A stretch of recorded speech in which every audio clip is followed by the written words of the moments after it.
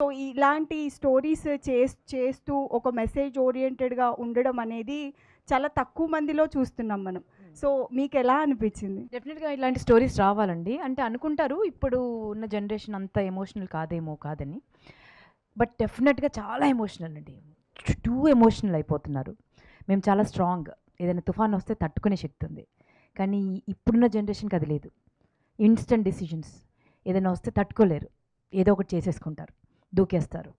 అంటే లైఫ్ అంటే విలువ లేదు. టూ మచ్ ఆఫ్ ప్లే ఉందండి వీళ్ళకి. సో, వాళ్ళు కొంచెం బ్యాలెన్స్డ్‌గా ఉండాలి. అండ్ ఇంకొంచెం స్ట్రాంగ్ అవ్వాలి. అండ్ ఇలాంటి కథలు వస్తే చాలామంది రియలైజ్ అవుతారు. ముఖ్యంగా పేరెంట్. డెఫినెట్‌గా పేరెంట్ పర్స్పెక్టివ్ కూడా చాలా మారుతుంది.